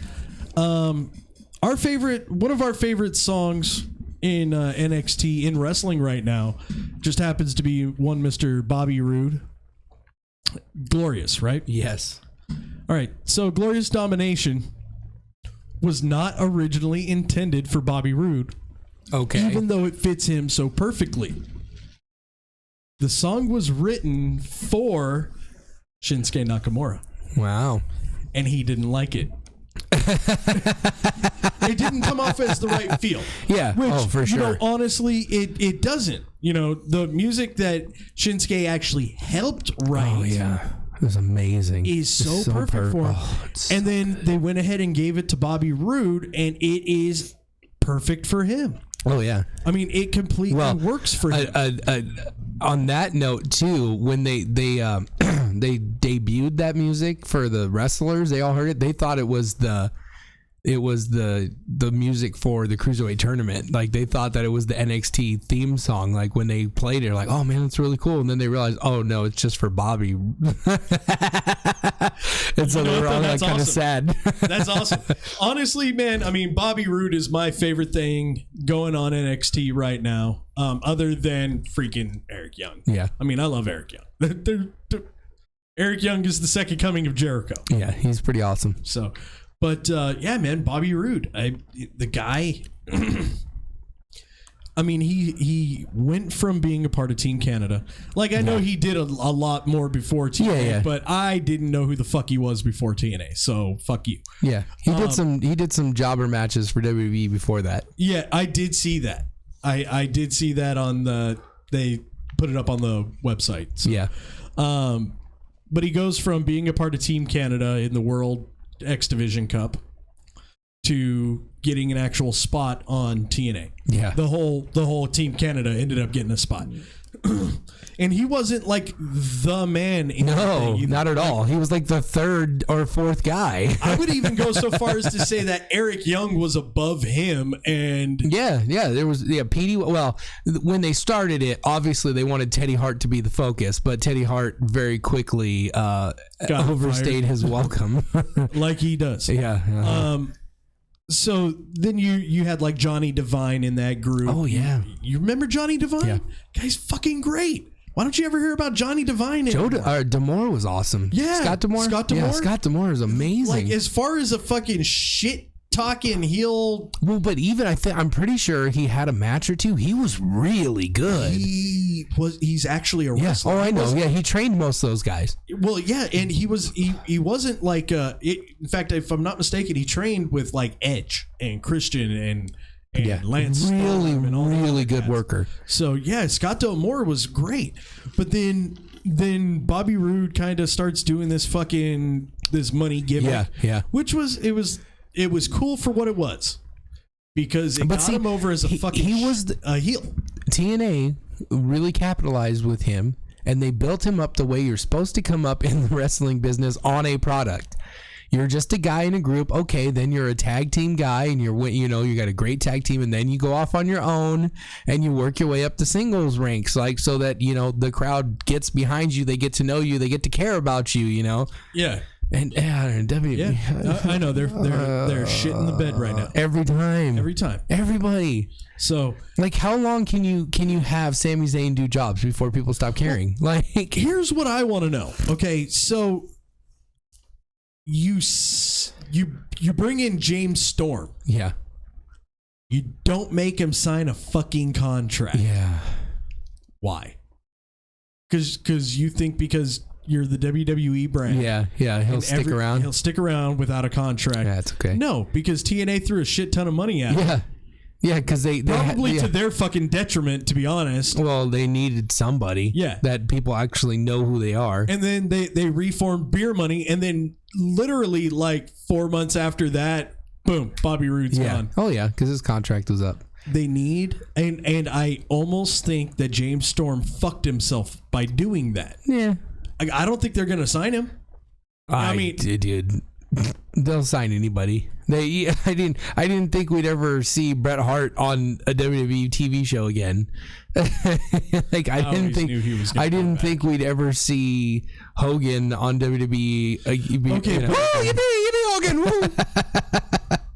That one actually got me that time. Yeah. Like, what the fuck? Yeah, I was loud. You got me this time, Mike. How to get it. So, yeah, but okay, those are guys that had. Well, yeah, they were. Dude, I'm hearing the feedback on that. On what? What happened? We can hear us talking. Us talking. In fact, you just did the Woo Hogan Woo right now. Oh, is the volume on the... Okay, yeah, turn off the volume over there. On which one? It's on the computer. Oh, God. This is great. Great radio right here. Somebody put everything up at the top. Nice. No, it's off. Oh, I don't know then. Oh, well, such is life. Such is life. Fuck it. If you guys can hear it, cool. Anyway, yeah, but I mean, those are guys that had a they were stars, stardom career in the WWE. Okay, James Storm was there for 2 matches, and then fucked him over, just straight jumped. They're like, he's like, okay, yeah, I did this for 2 days, peace. I could say that I worked for the WWE now. Yeah, and then he was gone. I don't see them, after him doing something like that them sign him. And if they do, they're definitely not going to sign him for anything. Oh, whatever. Good. Come on. Oh, they don't care. Money's money. If a guy can draw, they're going to sign him. They don't. And see, it doesn't matter. That's the other thing that I feel with James Storm is that, unfortunately, I think he might be a little past his time. It's wrestling. There is no timetable. You can still go out there at 60 and have a wrestling match because it's wrestling. Yeah, but you're not gonna get over. Not. Yeah. Okay. Ric Flair was still over at the end when he could barely have a decent match. Ric Flair. James Storm can get over. He's not an in-ring guy only. He can talk. He's got a character. He'll get over. He's got another 20 years of probably being a viable performer. I mean, it's not like he's 50. It's not like when they signed Sting finally. He's like 52. And he still had some good matches. It just he didn't. Yeah, he did. He had a couple of okay matches. They were good for a 52-year-old Sting. No, they were better. Sting and Triple H, just because they're who they are, was better than 90% of the roster because they know what they're doing. And no, it's not. Dude, that match was incredible for what it was, especially since we had the NWO squaring off with DX, and especially since it was Sting's WWE debut at WrestleMania. I personally think they shit the bed on that one. Well, of course the bad booking shit the bed, but the match itself delivered. It was great. Itself was okay. It was an okay match. It wasn't what you wanted to see from Sting finally being in the WWE. Yeah, you want to see him wrestle Undertaker, but for what that match, for everything we got out of that match and the stuff we got to see was really cool. Didn't even get an Undertaker versus Sting match because they shit the bed. But yeah, they shit the bed. But that's their fault. But I don't care what he did. He had a couple good matches at 52 when they finally signed him for the first time. Yeah. It's stupid. I guess we agree to disagree on that one because I personally I watched those matches. I I didn't see anything special. I marked out for him because there's a difference between special and good. Okay, there was nothing. He's good not about it AJ either. Styles, but Sting wasn't AJ Styles in his prime. Like, let's be real. Sting was not a great wrestler at any point in his career. He was always really good and entertaining, but he was never this match of the night I gotta say, guy. I'm really liking what they're doing with AJ right now. Yeah, except for having to wrestle Baron Corbin's shitty. I watched that match on SmackDown and I'm like, he is going. It's almost like watching Shawn wrestle Hogan. Yeah, like he's going above and beyond the Call of Duty to try to make this a good match, and Baron just sucks so bad. Like, yeah, dude, Baron Corbin is. This thing is bugging the shit out of me. Yeah. Oh, what the that's great. fuck is that? That's some unfortunate stuff. Here, there we go. No, it's still going on. So it's something just going close on with it. them. I don't know. Just close it out. Maybe that'll help.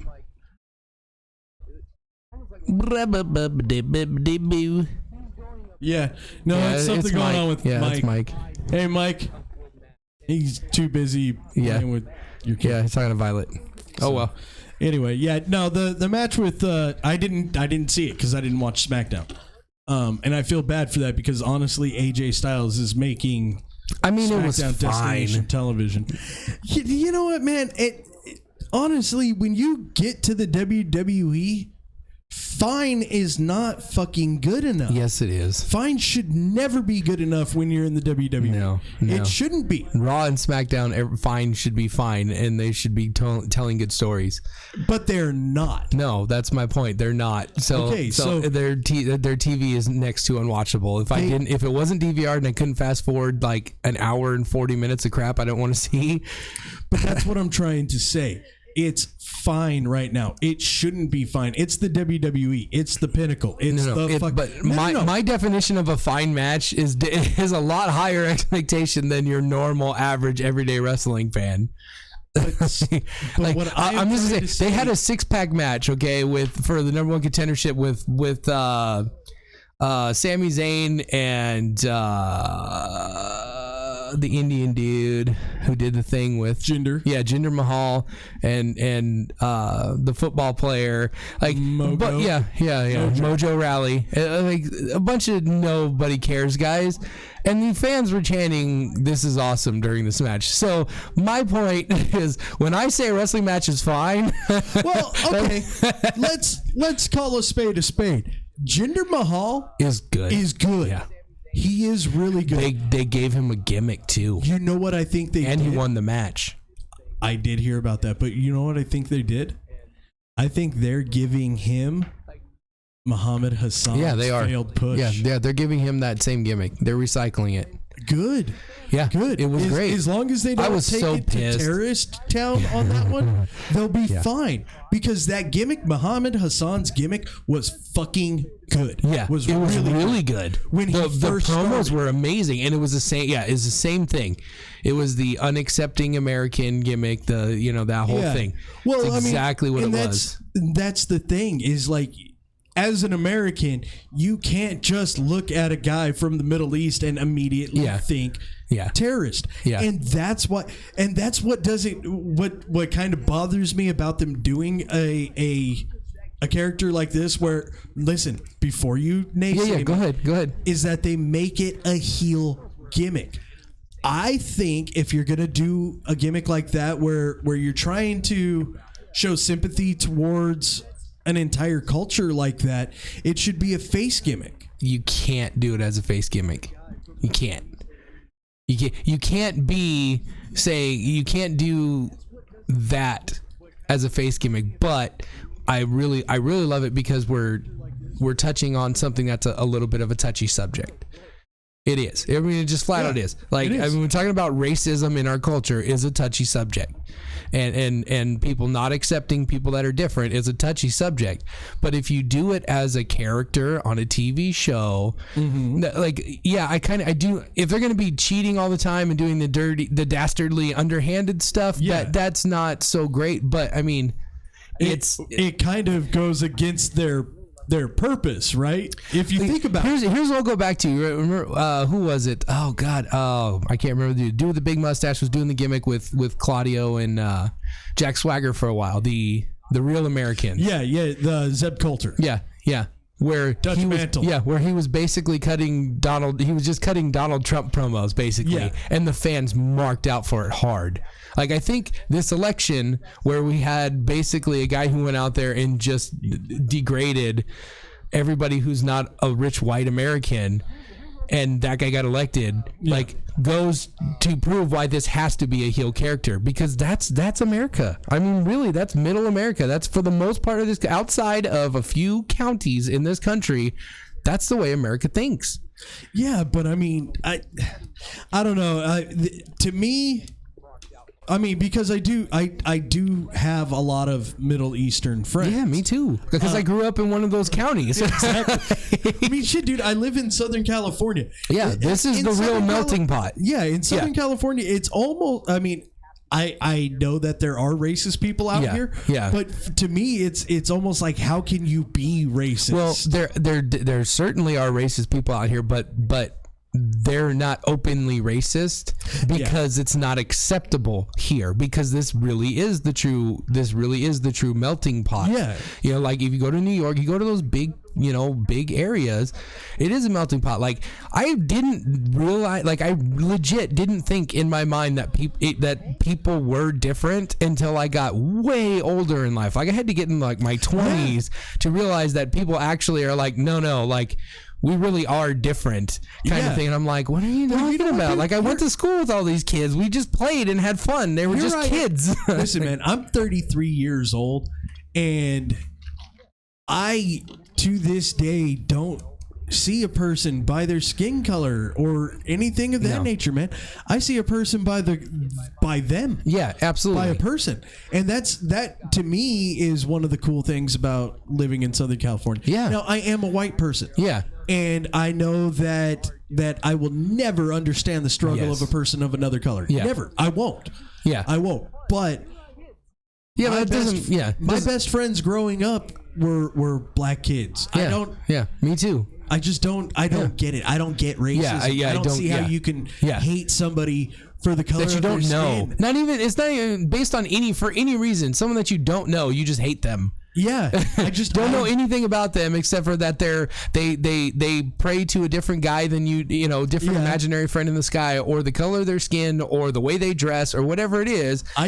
I don't get it. You know, if somebody could enlighten me, that would be great. I know what it is. I saw a video a while back when we were going through this whole election process, and it was a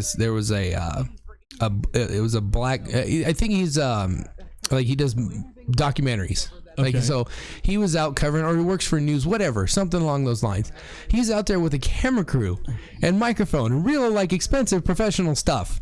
Okay. And this white dude over here starts making like monkey sounds at him. And he starts just talking that, shit that, like, oh, welfare babies, like, you lazy, da-da-da-da-da, get a real job, cut your hair, da-da-da-da-da. Yeah. But one thing he said, it like kind of was like a light bulb moment for me. He goes, I've seen, a few of you people over my lifetime, and y'all look the same to me, and y'all da-da-da-da. I'm like, this dude's he's only seen black people. He's never met a black person. He's never known a black person. He's never taken the time to actually meet one, because all he knows about black people is what he hears from family or the news or this or that. And so he just assumes that's what they are, and he has no idea. It's like people being afraid of sharks. Like, if you really learned about sharks and knew about sharks, you wouldn't be afraid of them, because they don't attack people, really. Like, it just doesn't happen. But all you hear about is the 3 shark attacks that happen every year, and so you're afraid of sharks. Yeah. And it's like, and I know that's kind of a stupid analogy, because we're we're talking about human people of beings. Another color. No, but I mean, it really kind of is the same thing. Like, you don't know anything. You just hear this shit on the news and hear your family and hear this guy or whoever, and that's where you make your opinion. Me, that is fucking ludicrous. It is absolutely ludicrous. And I'm not talking about the badass rapper turned Fast and Furious. It is, but I mean, it's not any more ludicrous than kids believing in Santa Claus until someone teaches them that it's. I grew up around people who were prejudiced against other races. Yeah. I mean, fuck, dude. My grandfather. Yeah. Bless his heart, God rest his soul. grew up in a different time. In Oklahoma. Yeah. Okay, a southern state, born and bred. Yeah. All that shit. So, yes, it was very common to hear him or my uncles refer to a black person by the N. Yeah, see, I never had that, but like I would feel uncomfortable because my grandma, she was in her 80s. She was, a few years ago, and she would still refer to people of color as colored people. Yeah. And it was just like, it's one of those, like, I know my grandma, she doesn't have a hateful bone in her body, but I know that's just the way she grew up. And so it was, it's one of those things growing up in Southern California, being like, no, that's not okay. Yeah. No, Grandma, you can't say that kind of stuff. Yeah. I remember my dad and his brothers went back to Oklahoma for a family reunion, and they were talking about, us like, well, they want us to stop calling them colored people and call them black people now. They're like, we have to call them African Americans. Like, how far behind are you guys? Really, kind of moment. Are you kidding me? You guys are like, it's crazy how if you just drive. What part of Oklahoma? Good question.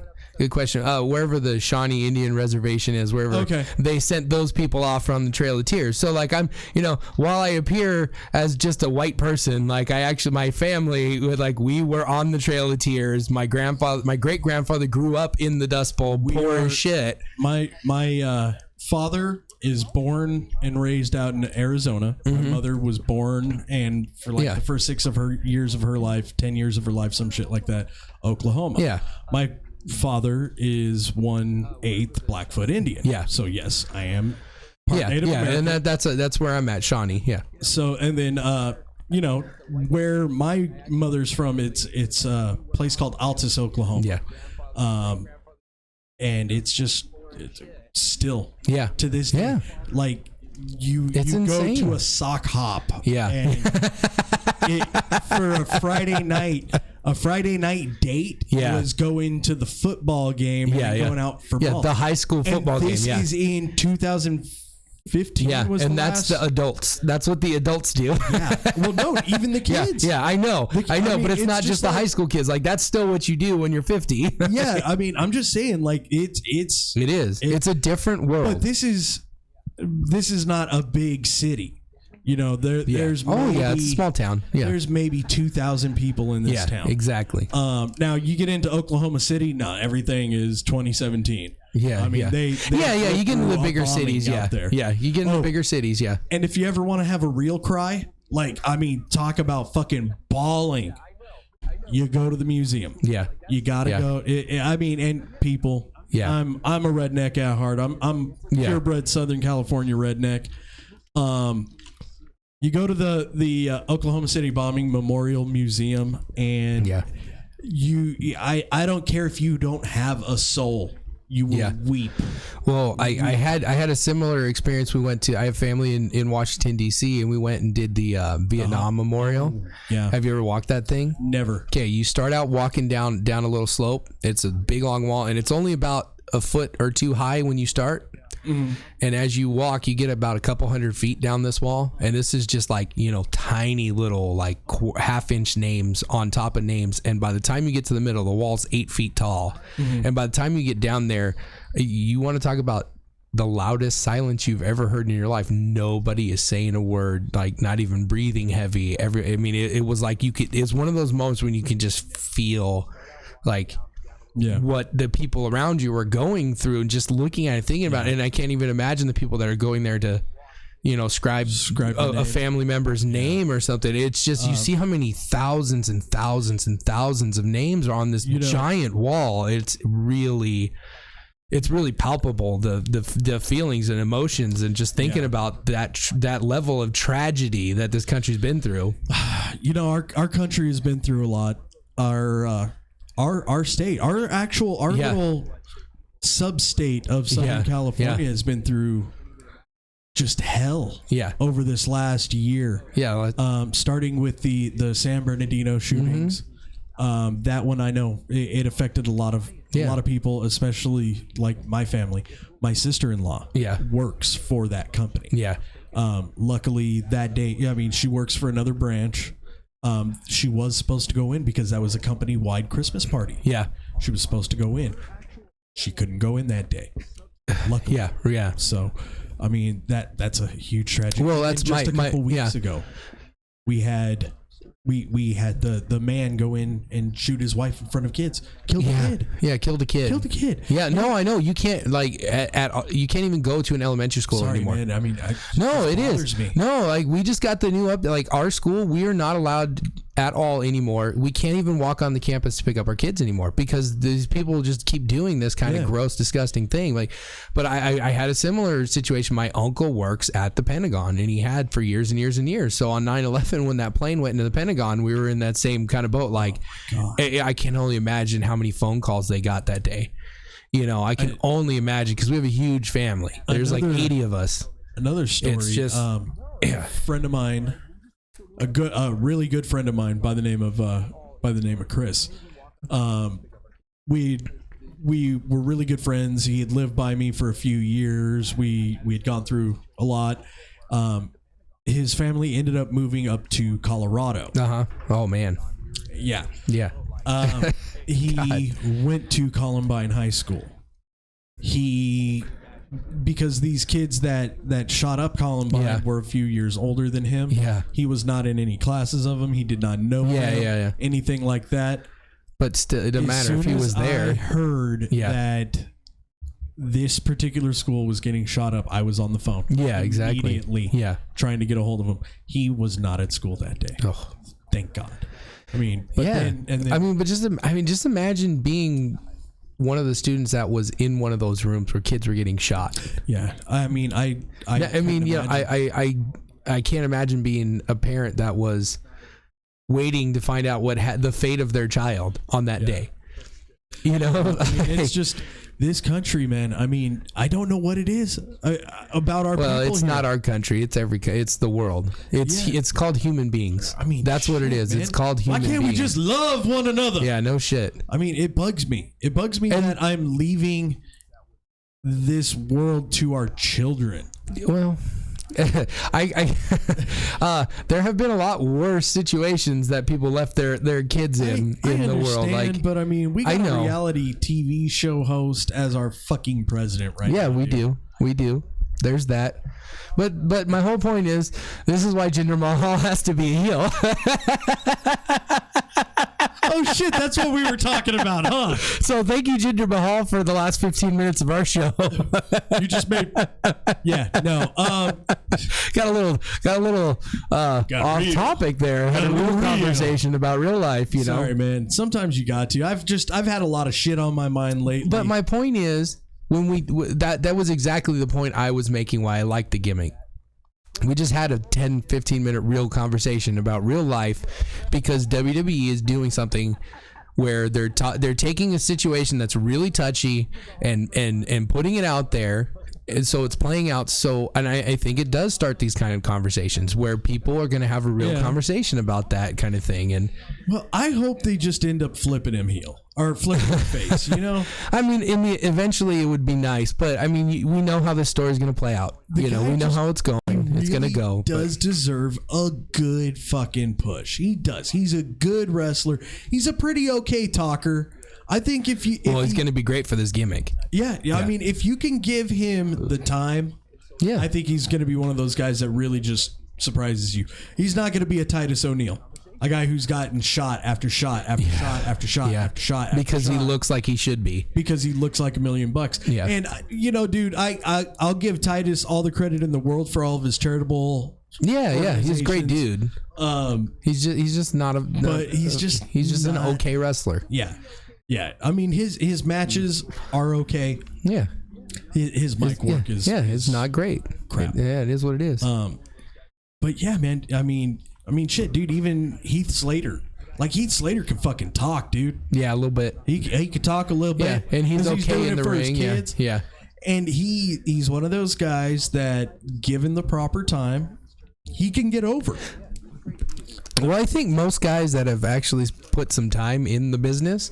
See, this is what we'll circle back to this a million times. You got guys that have been in the business for 15 years, like Cesaro, who are great in the ring, who, if you would let them be themselves, would get over. but they just keep passing him over with these Braun Strowmans and football players, and it's like, stop. Use these guys and let them earn their spot later. You know what would completely change that? And Vince McMahon dying. That's about the only way that's ever going to change. That is actually what I was going to say. Vince McMahon finally not just stepping. I wouldn't go so far as to say dying. I mean, I know that guy's never going to stop running the company. Yeah, until he dies. It's like being a Raiders fan for the last 15 years when Al Davis was the owner. Like, it's just like, okay, like, thanks, Al, for all the great things you did, but at this point, you're just running the team into the ground. And so, like, if you could go away, that would be great. Yeah. So, yeah, just the way you make WWE a better product is give Triple H complete control. Because that guy is doing amazing things for NXT. For TNA. Yeah. No, fuck that. He's doing great things for TNA. With their roster that they have, they may as well just be TNA. They have TNA, half of TNA's roster. Well, I've heard rumors they're trying to buy out Ring of Honor, which I think would end their talent rating.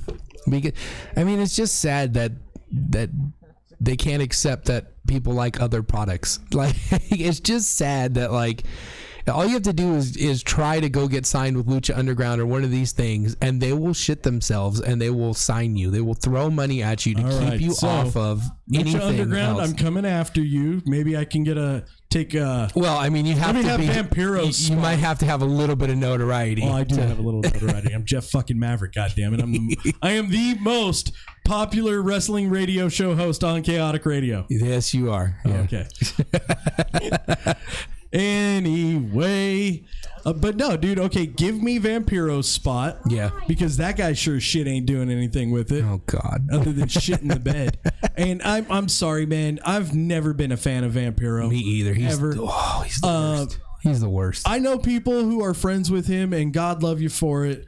I don't think he's a guy that I would ever be able to get along with, but I don't know. Oh no, I don't know. I wouldn't put that past him. For everything I know, like, to me, if you're a vampire, like, I have a feeling that he's a really great dude, because when you're as mediocre as he is at everything in all things wrestling, and you've been around for 30 years, you got to be a great fucking dude. Like, I'm just saying, if you weren't a great dude, but he tried to get Jericho to wrestle in a fucking loincloth. Well, there's nothing wrong with that. That's a dick move. Yeah, it's all good. Damn you, Vampiro Candice. Oh, sorry, yeah. that was his Mexico gimmick. I know. Oh, hey man, Vampiro Americana is the best. Yeah, probably. That is JBL, baby. Oh, what a piece of shit that guy is. He is. Fuck him. Fucking bully. We'll talk about JBL and his bullshit bullying next week. Hopefully we'll get a good guest in that could talk about that. That would be great if we could have someone who has some intimate knowledge of JBL and his behavior. Well, I don't think we have anybody like that per se, but I think we might have just somebody that's witnessed it. We can just talk to somebody who's been bullied. I mean, well, yeah, we could talk to them. That actually sounds like. Is that what we're gonna do? We talked about culture and race this week. We're gonna talk about bullying and shit, dude. Who's to say we can't have a message rolled in with our shenanigans and hijinks? Now I say guest or top 10 list. One of the two. Hey, you heard it here. Either next week we will have a guest or a top 10 list. Hey, you know what? Let's try to get Marty Elias in here. I know he's had some shenanigans. We could definitely see about Marty. My thing is, I don't know. Like, Marty's I know he's a company type guy. He's a company man type person. I don't think he would say anything negative about anybody. At least not on the air. That's right. You know what? At least not on the air. I almost forgot that Marty was on Lucha Underground now too. Well, there's that. Yeah. Well, but I don't think that would hurt his Vampiro. Oh yeah. So that would be a great guy to ask about Vampiro. Right, there we go. All right, you guys, that's been our time on Heel Talk Radio this week. I am the 5-card stud Jeff Maverick. That's no fucks given Cole Dawson. That's freaking Kevin Owens' music, which means we are the fuck out of here. Peace. At least not on the air.